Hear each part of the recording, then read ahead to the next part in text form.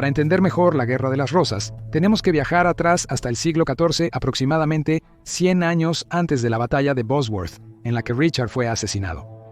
Todo inició con el rey Eduardo III. Tenía 5 hijos, y normalmente el trono pasaría al hijo mayor, y luego a su hijo mayor a través de los años.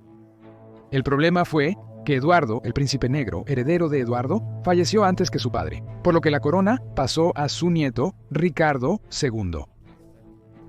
Lamentablemente, Ricardo tenía solo 10 años cuando Eduardo III falleció.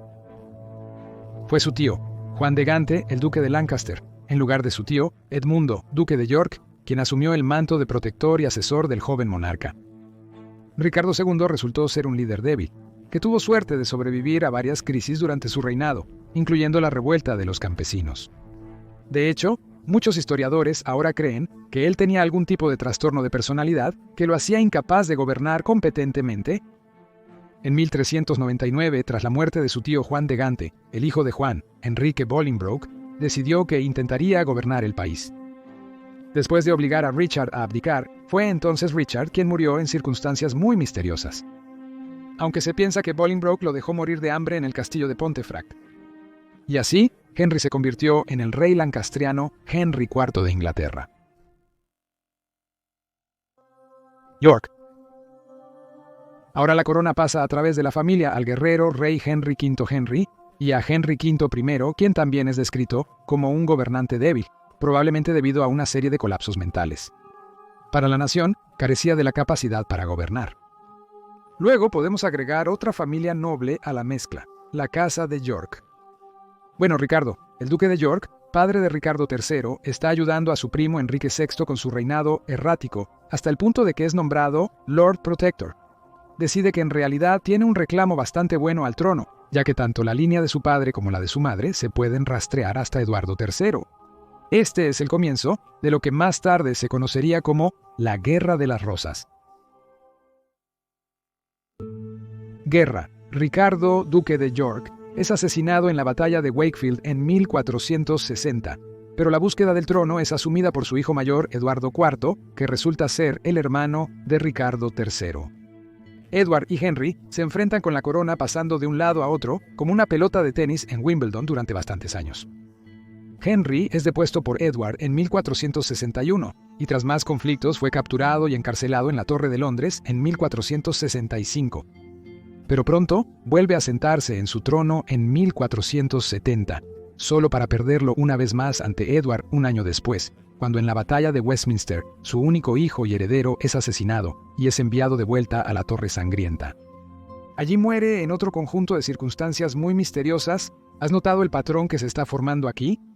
Con rumores de que el hermano de Edward, nuestro viejo amigo Ricardo III, tuvo que ver con su muerte. Eduardo IV ha derrotado a los lancasterianos. Tiene el poder. También tiene, junto con su esposa Elizabeth Woodville, 10 hijos, y lo más importante, 2 de ellos son niños. Pero luego muere en, sí, lo adivinaste, circunstancias muy misteriosas. Puede ser veneno o un resfriado severo, nadie parece saberlo con certeza. Ricardo III. El príncipe de Gales, Edward, de 12 años, se convierte en el rey Eduardo V de Inglaterra. Siendo tan joven, necesitaba un protector, y quién mejor que su tío Ricardo, el duque de Gloucester, el hermano de confianza de su padre. Ricardo ambicionaba la corona para sí mismo, mientras el joven Eduardo viajaba a Londres bajo el cuidado de su medio hermano y su tío para su coronación. Ricardo los intercepta y luego ejecuta a los 2 hombres. Ricardo llevó a su sobrino a la Torre de Londres para su propia protección, y rápidamente se le unió allí su hermano menor. Mientras los 2 niños están retenidos, Ricardo pospone la coronación de su sobrino repetidamente. Luego, alegando que los niños son ilegítimos, se apodera del trono y tiene su propia coronación en julio de 1483. Después de esto, se ve a los jóvenes príncipes jugando cada vez menos en los confines de los apartamentos de la torre, hasta que simplemente desaparecen por completo, en, digámoslo juntos, circunstancias muy misteriosas. Henry Tudor. Ahora aparece Henry Tudor. Su linaje se remonta a John of Gaunt y su amante Catherine Swynford, quien luego fue su esposa. El sobrino de Gaunt, Richard II legitimó a sus hijos, pero Henry IV les prohibió a ellos y a sus descendientes ascender al trono. Pero esto no disuade al ambicioso Henry. Henry nace en 1457. Su madre Margaret tiene solo 13 años cuando da a luz a su único hijo. Menos de un año tras la boda de sus padres, Edmund, el padre de Henry, también lucha por la causa Lancaster. Es tomado prisionero por los yorkistas y muere de la peste en el castillo de Carmarthen, dejando a su joven viuda sola y embarazada. En 1483, Henry, ya adulto y exiliado en Francia tras la vuelta al poder de Eduardo IV, es alentado por su madre Margaret a usurpar el trono de Ricardo III.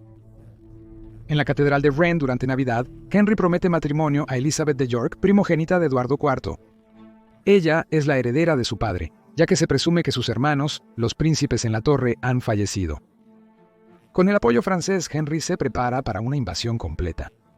Henry, un extraño en el país que intenta conquistar, desembarca en Gales, un bastión lancastriano histórico, y marcha hacia Londres con sus 2000 exiliados ingleses y mercenarios franceses, reuniendo soldados galeses en el camino, acumulando un ejército considerable. Bosworth. ¿Por qué el campo de Bosworth en Leicester? Bueno, Richard sabe que la invasión de Henry es inminente, pero lo que no sabe es de qué dirección viene la amenaza. Richard se posiciona estratégicamente en Nottingham, en el centro del país, al norte de Leicester. Una vez que sabe que Henry está en Gales, comienza a marchar hacia el sur para interceptar a Henry y evitar que llegue a la capital. Al llegar a Leicester, Richard pernocta en la posada del jabalí blanco, animal que representa su emblema y símbolo personal. Tras su derrota, la taberna se renombra rápidamente como la Posada del Jabalí Azul, para no contrariar al nuevo rey Henry. Aparentemente Richard no tiene la mejor noche de sueño allí, ya que según la crónica de Croyland, cita: "El rey, según se informa, había visto esa noche en un terrible sueño, una multitud de demonios aparentemente rodeándolo". Y la siguiente mañana, la cara de Richard fue descrita como más lívida y espantosa de lo habitual. Richard debe cruzar el puente Bow para salir de la ciudad amurallada. Se dice que golpea su espuela en el borde del puente. Una anciana se adelanta y le dice, cito: "Donde golpeaste tu espuela, hoy es donde golpearás tu cabeza al regresar a la ciudad. Una profecía de la derrota que está por venir". 3 ejércitos se encuentran en Bosworth el 22 de agosto, 1485. Las tropas de Richard superaban en número a las de Henry. Él tiene alrededor de 8.000 hombres, Henry solo 5.000. El tercer y más pequeño ejército de 4.000 está liderado por el señor Thomas Stanley y su hermano Sir William. El señor Stanley es el padrastro de Henry, casado con su madre, la señora Margaret. Pero Richard, sabiendo esto, tiene como rehén al hijo del señor Stanley para disuadirlo de luchar por Henry. Así que los 2 hermanos Stanley se sientan al margen y no se unirán a la lucha hasta que puedan ver qué lado va a ganar. Los ejércitos son principalmente infantes que llevan ganchos de factura y lanzas. También hay cientos de arqueros y algunos hombres que llevan armas primitivas y de mano. Los caballeros y hombres de armas montan caballos de guerra, equipados con armadura pesada. El apoyo es en forma de cañones que disparan proyectiles de hierro, plomo y piedra. Richard es un líder experimentado, entrenado como caballero, ha liderado campañas a lo largo de las fronteras escocesas y ha luchado en muchas batallas decisivas de las guerras de las Rosas. Bosworth es la primera batalla militar en la vida del joven Henry, y él elige ceder el mando al más competente conde de Oxford. Richard, sin embargo, está dirigiendo a sus hombres desde el frente, siempre en medio del combate. Mientras los ejércitos combaten, ambos hombres piden ayuda a Lord Stanley, pero él se rehúsa a intervenir. Ahora ambos bandos se atacan con arcos y cañones. Esto envía las formaciones al desorden y anima a los hombres a unirse en una sangrienta melee. Durante más de 1 hora, los hombres luchan desesperadamente por su causa, enviando más reservas para fortalecer sus líneas según sea necesario. Los realistas luchando por sus vidas con espadas y mazas, con Richard a su lado. Su corona, llevada en la cima del casco, lo hace fácilmente visible tanto para sus tropas como para el enemigo. Los hombres de Henry, liderados por Oxford, son capaces de mantener su posición y asustar a algunos de la vanguardia de Richard, haciéndolos huir del campo de batalla. La muerte de un rey. Al verlo, el conde de Northumberland, al mando de la retaguardia de Richard, se niega a ayudar a su rey. Richard lo arriesga todo en una carga desesperada para matar a Henry y terminar la pelea definitivamente. Finalmente, los Stanleys eligen un bando, hacen su jugada y atacan a los hombres de Richard. Richard logra acercarse tanto a Henry que es capaz de matar a su abanderado, pero luego es empujado hasta el borde de un pantano. Allí, el caballo del rey queda atrapado, y Richard es desmontado y superado por los hombres de Stanley, y según Polydore Virgil, el propio historiador de Henry Tudor, es, cito, asesinado luchando valientemente en la mayor presión de sus enemigos. El Roose Roll, una crónica ilustrada escrita por el historiador contemporáneo John Roose, describe su caída como, cito, su rey Richard, que fue excesivamente cruel en sus días, reinó durante 3 años y un poco más. Sin embargo, si pudiera hablar la verdad en su honor como un noble soldado, aunque era delgado de cuerpo y débil de fuerza, hasta su último aliento, se mantuvo noblemente en una actitud defensiva, gritando a menudo que había sido traicionado y diciendo ¡traición! ¡Traición! ¡Traición! Y así, probando más a menudo lo que había servido a otros, terminó su vida miserablemente y finalmente fue enterrado entre los frailes menores de Leicester en el coro. Richard ha muerto, y la batalla ha terminado con la pérdida de más de 1.200 hombres. Su corona dorada es recuperada y colocada en la cabeza de Henry Tudor por el Lord Stanley, convirtiéndolo ahora en el rey Henry VII de Inglaterra. Pronto cumple su promesa hecha en Rennes, y se casa con Elizabeth de York, finalmente uniendo la casa de York y Lancaster en la casa de Tudor. El proyecto buscando a Richard. El Crónicas de Crowland describe el tratamiento del cuerpo del monarca muerto después de la batalla. Se halló el cadáver de Richard entre los fallecidos. Se le acumularon muchos otros insultos y, inhumanamente, se le echó una soga alrededor del cuello y fue llevado a Leicester. Richard, desnudo y humillado, es montado sobre un caballo para regresar a la ciudad. Uno de los insultos que soporta involucra una desagradable puñalada en el trasero. Supuestamente, la cabeza de Richard golpea la misma piedra en la que enganchó su espuela mientras es arrastrado de vuelta sobre el puente Bow. Para esa pequeña humillación extra, su cuerpo es expuesto en una iglesia, que en realidad es un mausoleo lancastriano.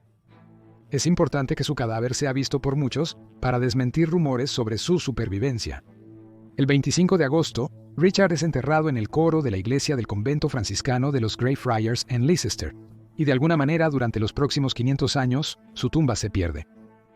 Hasta que una mujer llamada Philippa Langley, miembro de la rama escocesa de la Sociedad Richard III, comienza a escribir un guión sobre el antiguo soberano. En su investigación, lee un nuevo libro del historiador Michael Jones. Esto la lleva a comenzar una búsqueda que descubrirá uno de los mayores hallazgos históricos bajo un estacionamiento en la ciudad británica de Leicester.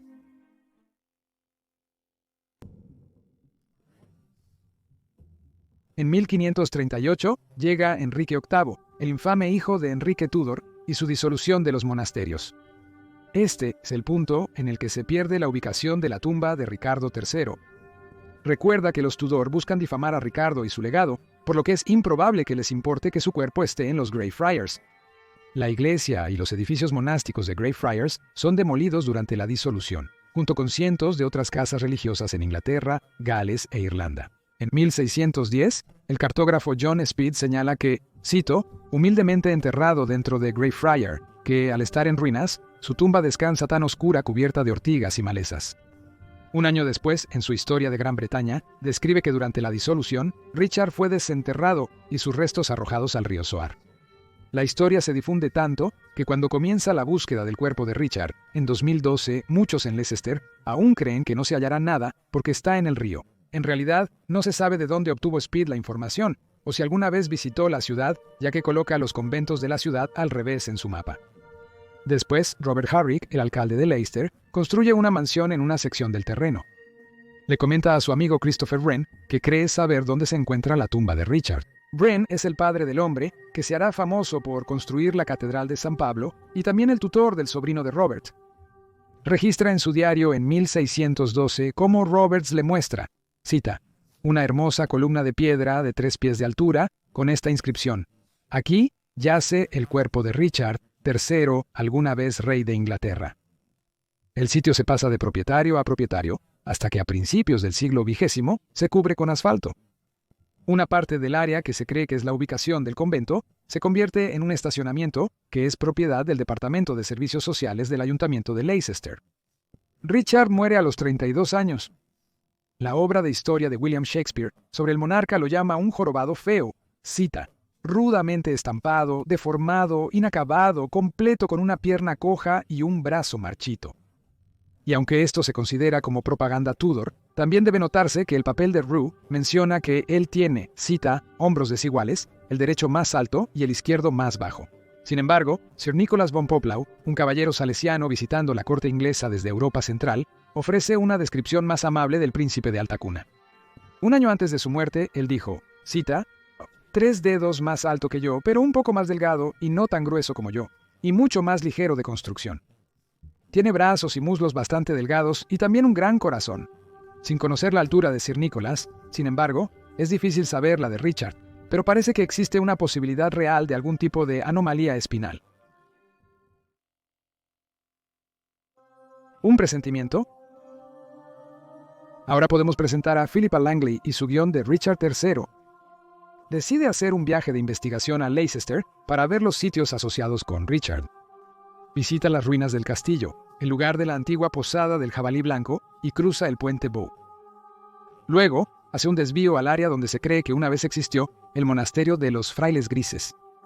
Ahora es un gran estacionamiento asfaltado con capacidad para 100 coches. En el estacionamiento de New Street se encuentra una pequeña sección de una pared medieval. Philippa se acerca a este fragmento del pasado e imagina cómo lucía el lugar en los tiempos de Richard. Después de salir de New Street, Philippa nota otro estacionamiento opuesto marcado como privado, pero de repente siente una necesidad abrumadora de entrar. Ella se escabulle por la barrera hacia un estacionamiento casi desierto, rodeado de edificios georgianos, con una gran pared victoriana extendiéndose frente a ella de norte a sur. Philippa se siente atraída por la pared y al acercarse a ella la invade una sensación extraña. Aunque es un día cálido y soleado, dice que tenía piel de gallina. Tiene la boca seca y el corazón le late con fuerza. Siente como si estuviera de pie justo sobre la tumba de Richard. Al volver a casa, sus allegados le aconsejan no ignorar su intuición. En una visita posterior al lugar, descubre una letra R blanca pintada a mano, indicando un estacionamiento reservado, exactamente donde ella se paró inicialmente. Siente que es una señal y empieza a buscar la tumba de Richard. Pero, ¿dónde se ubica exactamente la iglesia de Greyfriars? Y si se hallan restos allí, ¿cómo se puede determinar que pertenecen a Richard III? Asombrosamente, llega un avance. El Dr. John Ashdown Hill es un genealogista, un historiador y miembro de la Sociedad Richard III. Él puede rastrear una línea de descendientes femeninos desde Anne de York, hermana mayor de Richard, hasta Joy Ibsen, una anciana canadiense. El Dr. Ashdown Hill ha identificado la secuencia de ácido desoxirribonucleico mitocondrial de Richard, y es una rara. Las mitocondrias femeninas son el ácido desoxirribonucleico más abundante en el cuerpo. Solo recibimos nuestro ADN-MT de madre a hija, y tener la secuencia de Richard es genial, porque es probable que sobreviva más en cualquier resto. Tras años de recopilar pruebas, argumentar para ser tomados en serio y prometer que si se encuentra a Richard, será enterrado nuevamente en la catedral cercana, el ayuntamiento de Leicester y la universidad finalmente se unen.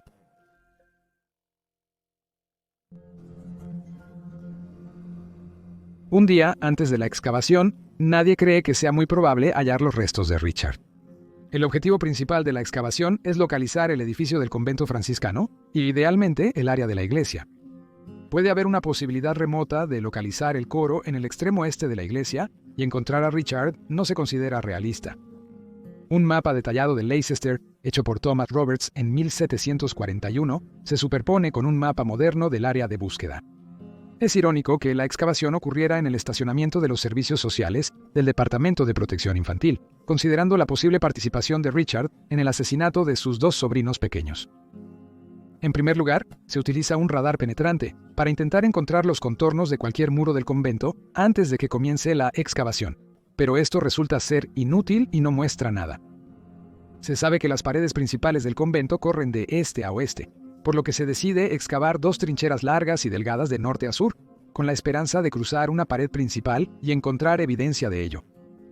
La excavación en el extremo norte de la trinchera 1 comienza el 25 de agosto de 2012, exactamente 527 años al día del entierro de Richard. Está muy cerca de donde se encuentra la letra R pintada, que pronto es descompuesta por el excavador. A las 14, 15. A las 14:15 del primer día, se halla un pequeño fragmento de hueso de la pierna.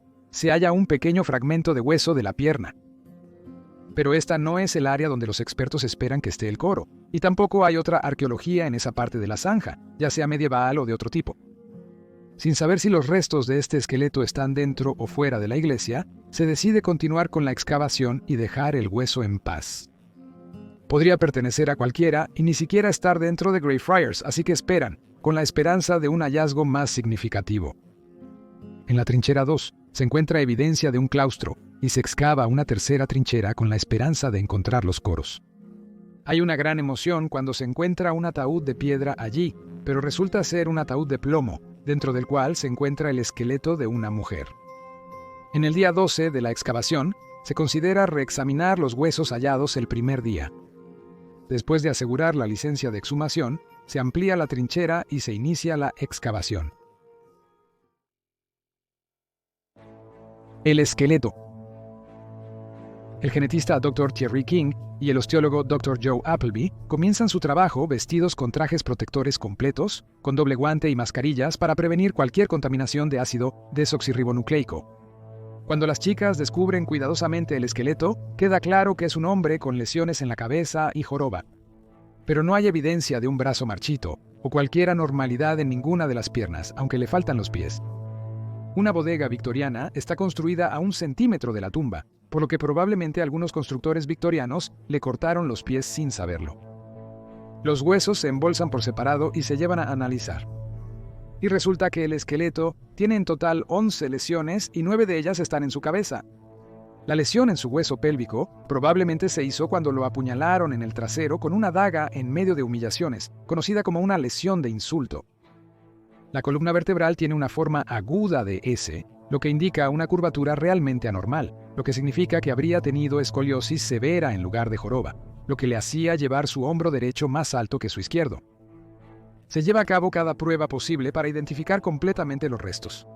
El estudio de estratificación del sitio, confirmación genealógica, análisis de ácido desoxirribonucleico, informes de osteología sobre los huesos, tomografías computarizadas de los restos antes y después del lavado, una investigación sobre la escoliosis, un examen del suelo, análisis de trauma forense y, lo más importante de todo, datación por carbono 14. Esto se utiliza para estimar la edad del material orgánico, calculando la tasa de descomposición del carbono 14 en el material. En lo que respecta al estudio de estratificación, los restos se encuentran en la guarida medieval, y la datación por carbono da una probabilidad del 95% de que la persona en la trinchera murió entre los años 1450 y 1540. Richard fue asesinado en 1485. Se estimó que la persona en la tumba murió en sus últimos 20 a finales de los 30. Richard tenía 32, y los restos también muestran signos de estar bien alimentado y tener una dieta alta en proteínas, lo que lo convierte en un individuo de alto estatus. Medía alrededor de 5 pies y 8 pulgadas, aunque la escoliosis lo hacía parecer más bajo. Las muestras de suelo de la tumba también muestran huevos de lombrices en el área donde están los intestinos del rey muerto. Los huevos de lombriz se consumen al comer alimentos o agua contaminados. Después de la eclosión, las lombrices pueden alcanzar 1 pie de longitud. Parecería que el noble estilo de vida de Richard no lo protegió de las infecciones parasitarias. No hay señales de tenias, lo que sugiere que la carne de res, pescado y cerdo que él consumía regularmente estaba bien cocida antes de comerla. El golpe mortal. En la cabeza hay una herida de perforación cuadrada en la parte superior del cráneo, probablemente hecha con una daga rondel. Habría requerido ser bajado con fuerza, probablemente usando ambas manos.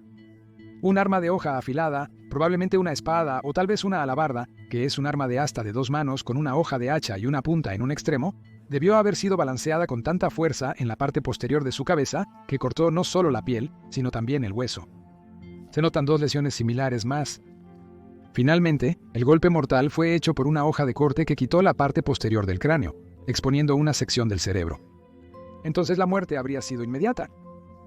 Esta idea de que la cabeza fue asaltada con movimientos de corte corresponde con un relato encontrado en un poema de alabanza escrito para el noble Rhys Thomas. Thomas tenía más que un interés pasajero en la batalla de Bosworth y algunos afirman que él dio el golpe fatal al rey Richard. Siendo un firme lancastriano, eso no impide que Thomas jure defender al rey yorkista Richard. Como recompensa, Richard lo hace teniente principal en el suroeste de Gales. Pero cuando Henry Tudor desembarca en la costa galesa, Thomas traiciona al rey y se le une, reuniendo galeses mientras marchan juntos hacia la batalla. Prueba de ácido desoxirribonucleico. Una reconstrucción facial de Richard comienza por un experto en antropología facial, utilizando escaneos 3500 CT y fotografías del cráneo. El ácido desoxirribonucleico antiguo es muy difícil de manejar y aislar en comparación con el ácido desoxirribonucleico moderno. Se descompone tras la muerte y solo habrá pequeñas cantidades disponibles si es que las hay.